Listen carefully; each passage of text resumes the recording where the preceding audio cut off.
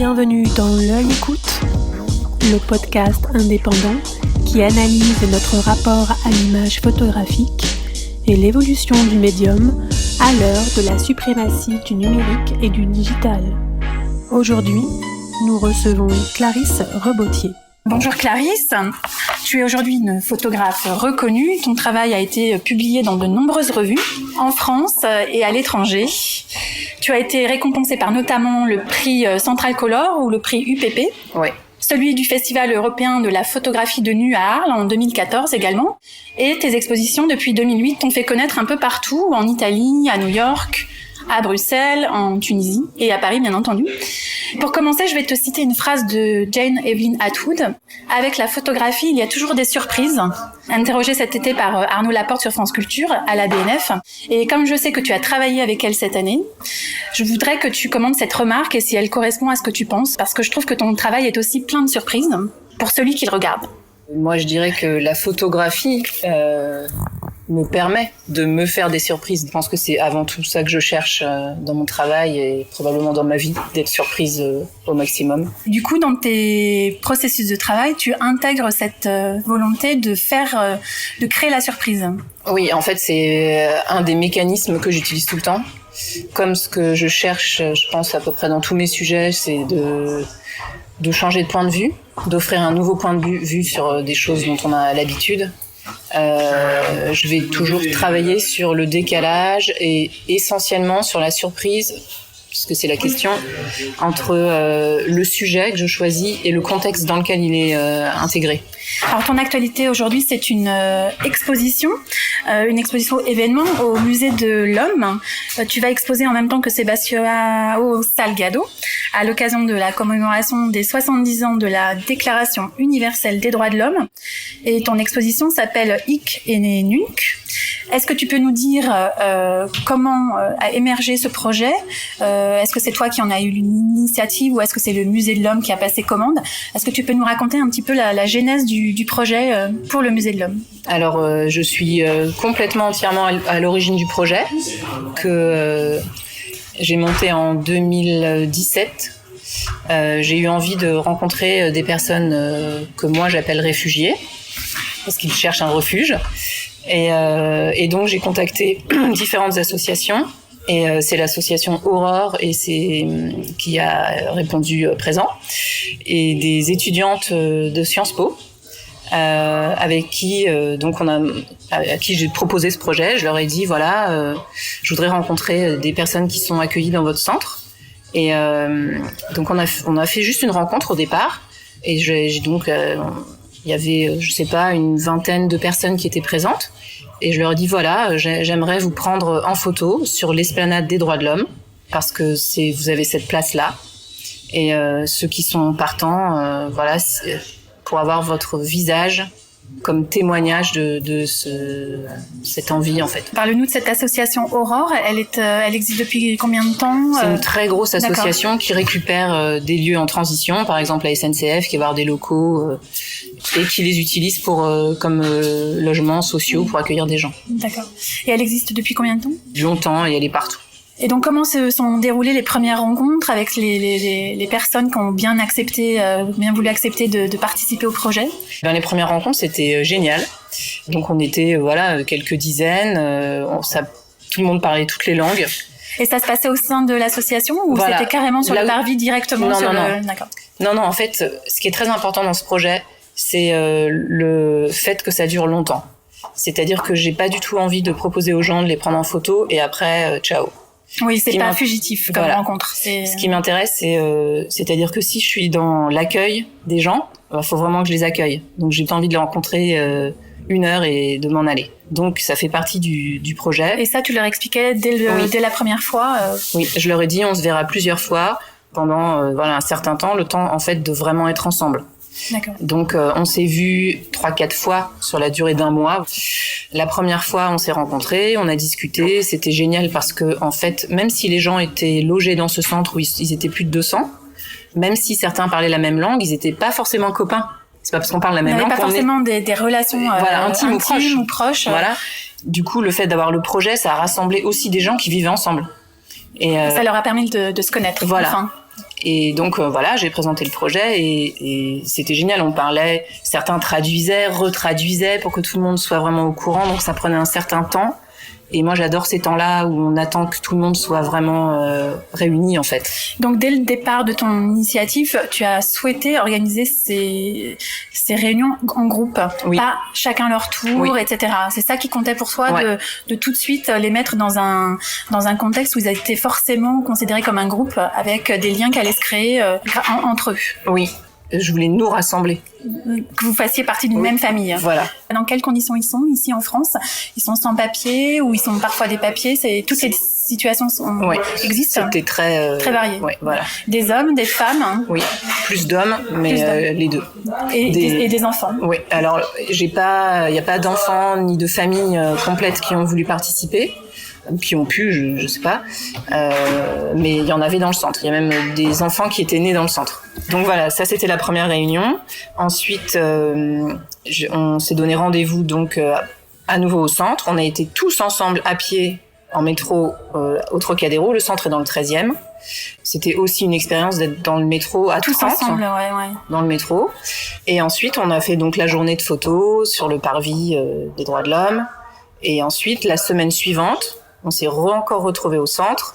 Ce jour-là, il y a Thomas Consani, le tireur argentique, qui est venu.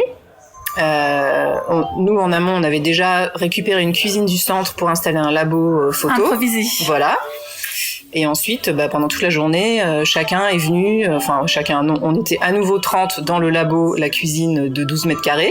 Donc là, en plus de parler 12 000 langues, on était tous collés serrés. En plus, comme on ne peut pas sortir, rentrer à cause de la lumière, on était vraiment obligés de rester ensemble et on ne peut pas utiliser son téléphone portable parce que ça fait de la lumière et ça abîme le papier.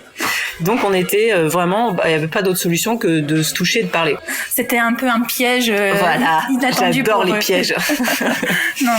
Et quelle a été leur réaction de partager l'expérience du début à la fin et de participer à toutes les étapes du projet? Est-ce que ça tu as maintenant le recul pour te dire que c'était une partie de sa réussite, qu'ils se soient aussi autant impliqués dans chaque étape, ou qu'ils y participent en tout cas?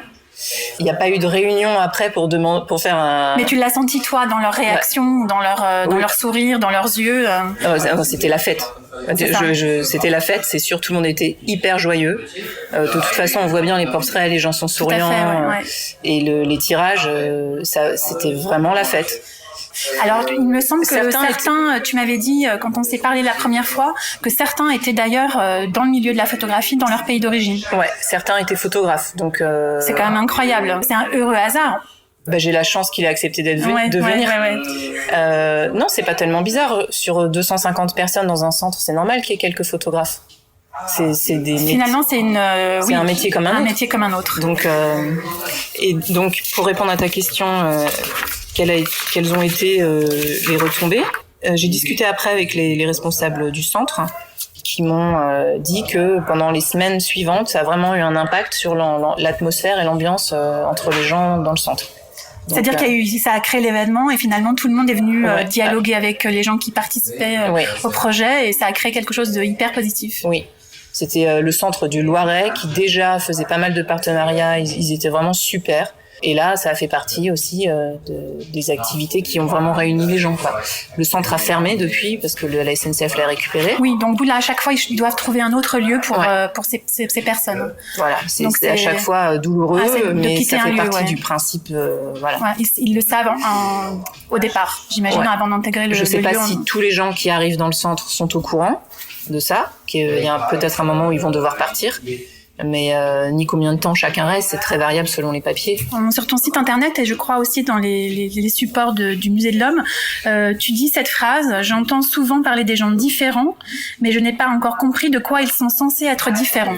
Est-ce que c'est vraiment ça qui t'a porté à monter ce projet, en tout cas à lui donner cette connotation, justement, comme je viens de l'exprimer? En effet, il y a des photographes aussi dans ces gens qui sont venus en France parce qu'ils n'ont pas eu le choix pour des raisons très différentes, j'imagine, les unes des autres. Mm-hmm. Est-ce que c'est ça qui t'a justement mené à imaginer ce projet et à lui donner un sens vraiment très précis? Oui, c'est ça. Effectivement, le Musée de l'Homme reprend une phrase que j'ai dite J'entends souvent parler des gens différents, je n'ai pas encore compris de quoi ils sont censés être différents. Je pense que cette phrase sous-tend tout mon travail artistique en réalité, et que je photographie des personnes réfugiées sur l'esplanade des droits de l'homme ou que je mette des girafes dans le métro, j'interroge toujours notre identité, notre altérité, notre animalité. Ce qui m'intéresse vraiment, c'est la biodiversité sur cette planète, que chacun soit vraiment un individu différent des autres, et on n'est pas différent d'un groupe en fait, on est juste différent des autres, c'est de tout, chacun des autres, voilà. On est chacun différent de chacun des autres. Et alors, je rebondis sur ce que tu disais là à propos des animaux. Là, tu faisais allusion en effet à ta série Animétro, où on a été très surpris en effet de voir des animaux émerger d'une situation qui peut faire partie de notre quotidien quand on prend le métro à Paris. Et je trouve que du coup, tu mets beaucoup d'humour à la fois aussi dans ton travail. Il y a une forme de gravité puisque tu touches aussi des sujets très très sensibles, mais comment tu utilises l'humour, ou en tout cas le décalage, ou pour peut-être apporter un peu de légèreté malgré tout dans des sujets un peu sérieux. L'humour, pour moi, c'est un mécanisme qui permet le décalage, le changement de point de vue. C'est aussi un moyen de toucher le corps de chacun, parce que disons que l'humour permet d'être ému, et l'émotion, elle touche le corps en fait. Pour les animaux que j'ai mis dans le métro, ce qui m'intéresse, c'est évidemment le décalage, qu'on puisse s'identifier à une girafe ou à un zèbre. C'est-à-dire que du coup, on est tous une girafe, on est tous la même chose, puisqu'on peut être cette girafe-là, par le processus d'identification. En même temps, peu de gens ont vu vraiment des animaux sauvages, mais n'empêche qu'on connaît leur peau, on connaît leur poil, on connaît cette matière, ou en tout cas on a l'impression de la connaître, et le fait que cette matière vivante, organique, soit complètement en décalage avec les matières du métro, les matières de la rue, le béton, le métal, etc., fait que ça parle à notre corps immédiatement. Et les univers que l'on traverse tous les jours nous paraissent comme un théâtre où on a le droit d'imaginer ce qu'on veut, on a le droit de construire, de déplacer notre corps dedans autrement aussi. Et alors, à ce moment-là, je t'interroge sur ce qui m'a beaucoup surpris dans ton parcours, puisque tu parles de matière vivante, d'animalité, puisque tu as fait un parcours de formation dans la taxidermie. J'ai appris la taxidermie au Muséum d'histoire naturelle. Pour plusieurs séries photos, j'ai utilisé la taxidermie. Il y a 2-3 séries que j'ai faites où j'ai utilisé les collections du Muséum d'histoire naturelle, que j'ai prises en photo dans les réserves, voilà. Ce qui n'est jamais finalement très accessible au public en général. Voilà, il faut demander des autorisations. Il y a un roulement qui peut s'exercer, mais il y a, à mon avis, beaucoup de matière, en effet, qui n'est jamais montrée au public. Oui, il y a beaucoup de matière. Il y a 9 millions de spécimens qui sont conservés sous le jardin des plantes. Donc, j'ai pu avoir accès à ces endroits merveilleux.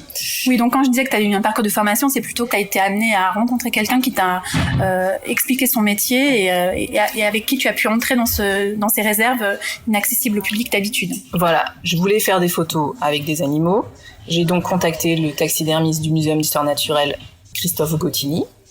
On s'est rencontrés, on s'est rendu compte assez rapidement que la photographie et la taxidermie sont deux arts, artisanats assez proches, puisqu'il s'agit à la fois de capter le mouvement, mais on est dans un art immobile, capter la vie sans la tromper.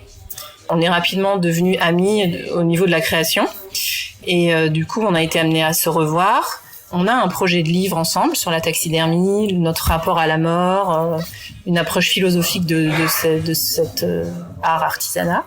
De fil en aiguille, j'ai moi-même demandé à utiliser la taxidermie pour faire des créations moi-même. Donc des petits animaux. Oui, que tu as mis en scène voilà. De façon parfois très sensuelle. Donc il n'y a pas que l'humour dans ton travail, il y a aussi beaucoup de sensualité sur certaines séries. Je pense que c'est comme je disais tout à l'heure, l'humour parle d'abord au corps en fait. Je pense que c'est d'abord donc, le corps. C'est plutôt dans cette relation au corps que l'humour s'engage. Ça fait partie des mécanismes que j'utilise pour parler du corps. Alors je sais qu'on s'est rencontrés justement quand on a exposé ensemble à l'époque, c'était en je crois 2005 ou 2006, et déjà les photographies que tu avais réalisées étaient des corps, des corps nus. Tes photos étaient déjà magnifiques. Merci. Et je sais qu'elles étaient... je me souviens de la réaction des gens qui étaient vraiment happés par tes images.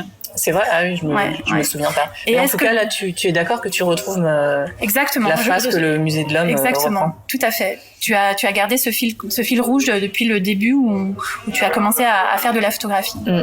Alors justement, est-ce qu'on peut revenir à tes débuts? Comment t'es venu ce goût pour la photographie? Est-ce que dans ta famille, autour de toi, des proches étaient particulièrement attachés aux images ou étaient peut-être déjà dans le domaine?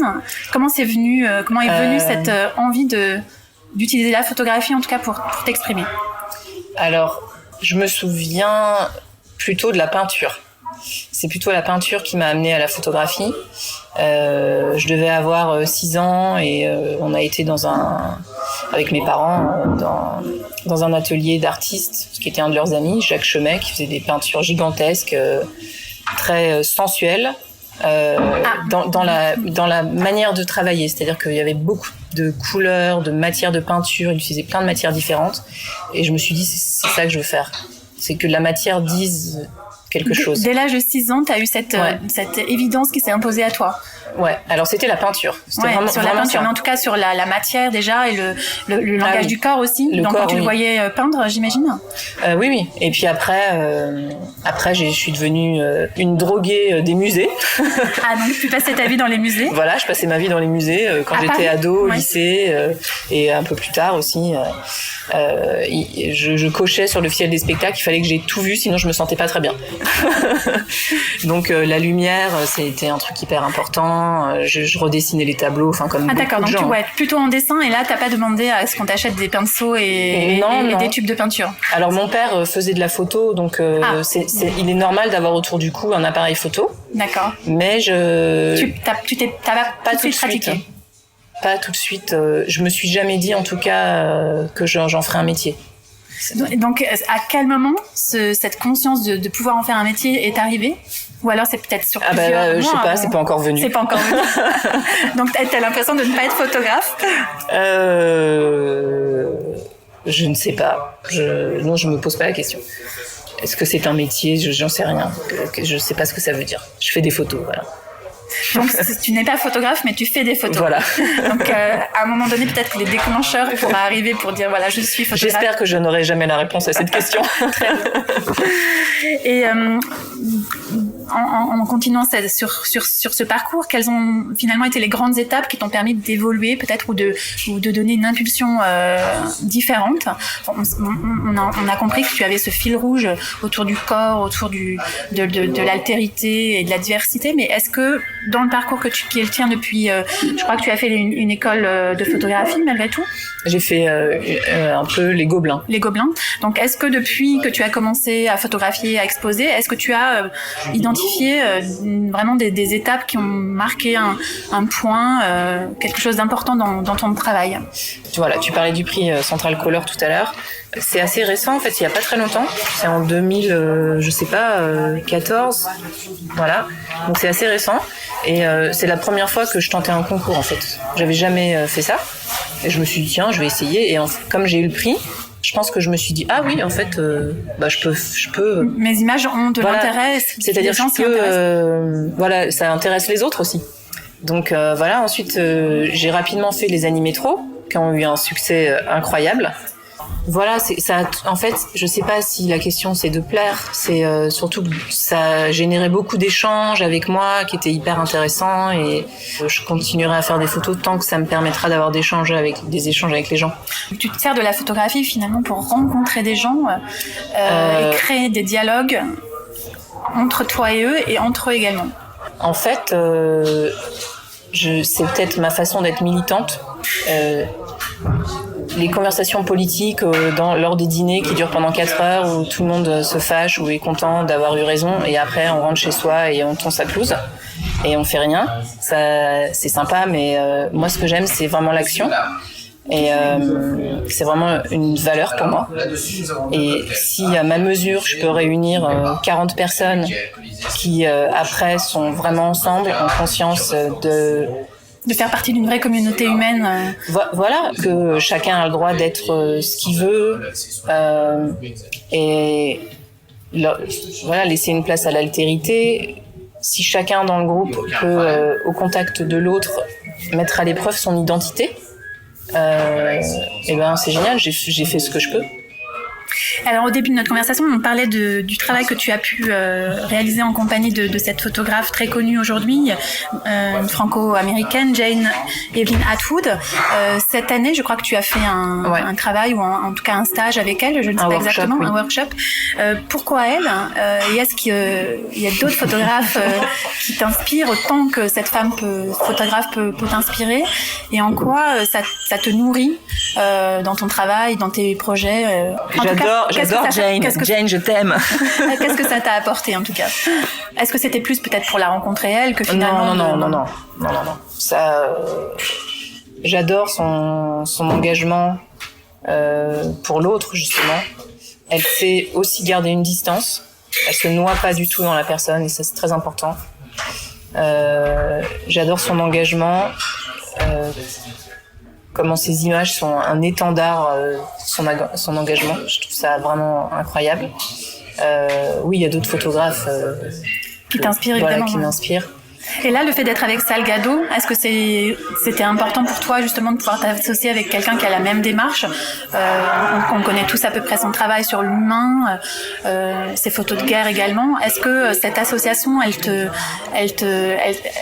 est importante pour toi? Elle est forte par rapport à ton exposition au Musée de l'Homme? Tu lui as posé la question à lui? Non. La prochaine fois. Mais je pense que pour lui c'est intéressant et important d'être aussi avec quelqu'un qui travaille sur des sujets assez identiques, la défense de l'être humain en tant que... oui, c'est un photographe humaniste. Je suis ravie que mon travail soit associé à son engagement. Et tu remarqueras en plus que le Musée de l'Homme vous met sur un pied d'égalité, c'est-à-dire qu'il n'y a pas de hiérarchie entre toi et lui de toute manière. Ça, c'est hyper intéressant et je trouve ça plutôt cohérent par rapport à tout ce que vous défendez. Oui, et c'est la preuve que le Musée de l'Homme défend aussi ça. Exactement. Moi, je suis vraiment, je suis vraiment touchée par la démarche des gens du musée que je trouve de grande valeur. Et il y a quelque chose qu'on a choisi ensemble, entre autres. C'était le lieu d'accrochage de mes photos. Et on a visité le musée ensemble et on est tombé d'accord pour l'emplacement qui est donc l'entrée de la Galerie de l'Homme. Donc la première, la collection permanente, c'est la Galerie de l'Homme. Quand les visiteurs entrent dans la Galerie de l'Homme, les premiers hommes qu'ils voient, c'est des réfugiés. Et ça, je trouve que c'est un engagement hyper fort de la part du musée et je suis ravie que les personnes que j'ai photographiées soient là. Et alors pourquoi le titre Hic et Nunc, ici et maintenant? Ici et maintenant, parce qu'en fait c'est ça qui compte. Après, on verra. Est-ce que tu peux nous parler un peu de ton grand-père? Je sais qu'il a eu une importance dans tes choix, dans ton parcours. Oui, c'est une histoire très marrante. Quand j'étais petite, j'aimais bien traîner avec lui. Il était un peu mystérieux. Donc il était toujours avec sa djellaba, ses babouches, et il écrivait en arabe, il écrivait en hébreu, il faisait de la calligraphie, il faisait des tableaux magnifiques. Et moi, comme c'était mon grand-père, moi je croyais que j'étais arabe, parce que c'était trop beau ce qu'il faisait. Oui, j'avais envie de l'être en tout cas, presque. En fait, je sais pas si... j'étais jeune, donc... Pour toi, c'était une évidence. Ce dont j'avais envie, c'était la réalité, c'est tout. Donc je croyais vraiment que j'étais arabe. Et j'avais décidé que j'apprendrais l'arabe dès la 6e, puisqu'on pouvait malheureusement pas en primaire. En arrivant au collège, on m'a dit qu'on pouvait pas, parce que ça n'existait pas à Paris quand j'étais en 6e. J'ai dû attendre la seconde, et où j'ai commencé l'arabe, et j'ai continué après au Langzo quand même un certain temps. J'ai voyagé en Syrie, dans le monde arabe en général, Syrie, Liban, Maroc, beaucoup, parce que donc, mon grand-père était du Maroc. Donc c'est là que tu as découvert finalement qu'il n'était pas arabe du tout ou En fait, il était français, né en Tunisie. Mais donc il était parti, son père était parti, il est né en Tunisie. Ensuite, il a vécu au Maroc, ma mère est née au Maroc et moi j'ai cru que j'étais arabe, c'est tout. C'est une belle histoire. Et déjà à l'époque de tes voyages en Syrie ou dans le monde arabe, tu faisais des images? Oui, j'ai quelques photos qui existent encore et que tu n'as jamais montré finalement. Non, je les ai jamais montrés. Et j'ai perdu beaucoup de gens que je n'arrive pas à retrouver, que j'avais rencontrés à cette époque, pendant tes voyages. Ouais. Et tout à l'heure, tu parlais de tes projets de livres. Est-ce que pour toi, le livre est important dans l'œuvre artistique ? Est-ce que c'est une continuité ou est-ce que ça en fait partie totalement ? En quoi le livre est important pour toi et pour montrer ton travail, en tout cas le construire d'une autre manière peut-être ? Alors pour l'instant, j'en ai pas fait de livre, mais j'ai très envie. Ce que j'adore dans le livre, c'est que ça raconte une histoire, que c'est comme un doudou, on est vraiment avec lui, c'est un tête-à-tête physique encore, c'est vraiment ça, j'aime ça. Ça peut s'abîmer, ça peut s'aimer. C'est une matière vivante, voilà. Encore une fois. Exactement. Du coup, oui, j'adore vraiment. Donc là, ce projet, c'est sur le projet avec le taxidermiste. Alors j'ai un projet de livre donc avec lui. Un dialogue entre tes images et son travail. Sa pratique, son approche et la mienne. J'ai un autre projet sur des lieux de science en France, des lieux de science. Et là, j'ai passé un certain temps, disons une année, à aller régulièrement dans une communauté de chanoines. Donc c'est les Augustiniens. À quel endroit ? À côté de Périgueux. J'y suis allée régulièrement pendant une année. Et c'est un endroit incroyable. C'est une espèce de clairière dans une forêt très dense, où il y a beaucoup de bâtiments, une abbatiale, des lieux d'habitation, etc. C'est assez grand, une source, une rivière. Et dans cet endroit, il y a un nombre incroyable de gens qui viennent. Donc c'est ouvert au public pour venir faire des retraites ou des... En fait, les Augustiniens sont avant tout des prêtres, ils s'occupent des gens. Donc c'est l'accueil, ils accueillent beaucoup de gens et ils vont aussi voir des personnes, voilà. Enfin, ils ont une activité d'aide sociale hyper importante. Et du coup, la dernière fois, j'y suis allée un week-end, j'ai vu 250 personnes. Ah oui, en effet. Et j'adorerais faire un livre sur cet endroit comme un microcosme en fait de rencontres. Pareil, il y a quelques années, j'avais été envoyée au pèlerinage à Lourdes du 15 août. Ce qui était génial, c'est qu'il y avait une quantité de gens du monde entier qui venaient là. Oui, il y a un vrai brassage culturel, plusieurs nationalités. Et c'est ce que je retrouve un peu à l'échelle de la communauté. Chacun est relié par cette quête de spiritualité. Quelles que soient les raisons, parce qu'on a peur, parce qu'on a besoin d'être avec les autres, parce que voilà, on a besoin d'un soutien. Voilà. Et je trouve ça génial ce microcosme en fait. Et en plus, d'après ce que je comprends, il est dans un espèce d'écrin naturel, un peu magique, un peu unique. C'est un lieu qui date du XIIe siècle. Je pense qu'en plus ces lieux ne sont pas choisis au hasard. Et donc ce travail photographique, tu ne l'as pas commencé sur les chanoines. Sur les chanoines. Si, j'ai T'as beaucoup d'images. Beaucoup d'images. Et donc, tout est un théâtre à habiter. Et là, c'est pareil, c'est un théâtre de vie. C'est génial. C'est comme le métro. C'est comme, quand je te parlais des lieux de science, tu vas à l'Observatoire de Paris, tu vas au Muséum d'Histoire Naturelle, tu vas... tous ces lieux de recherche scientifique, c'est des théâtres où il se passe des micros et des macros spectacles. À nous de trouver notre place dedans. Donc là, il y a une trentaine de portraits qui seront exposés. Ils sont tous exposés. Alors ça, je peux expliquer pourquoi. J'avais un espace défini et l'espace n'est pas immense. Du coup, j'avais le choix entre faire une sélection de portraits et faire des portraits d'une taille assez importante, ou alors faire un autre choix qui était des plus petits tirages. Donc de pouvoir tous les montrer. Voilà. Donc évidemment, j'ai choisi de tous les montrer. Oui, ça aurait été complètement injuste par rapport C'est-à-dire que moi, comment je peux choisir ?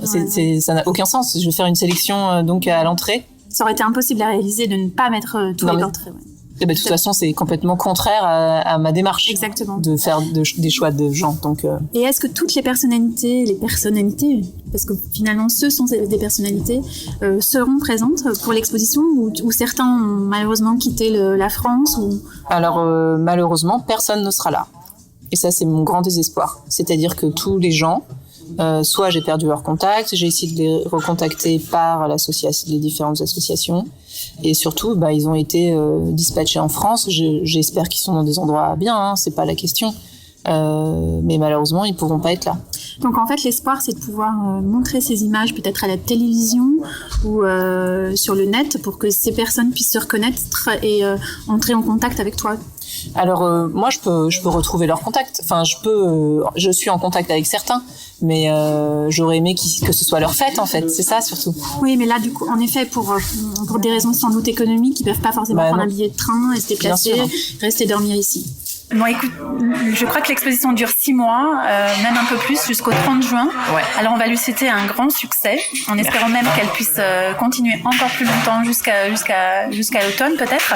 Et puis, bien sûr, on sera ensemble pour le vernissage et on pourra prendre... Avec grand plaisir. Merci beaucoup, Clarisse. À très vite. À bientôt.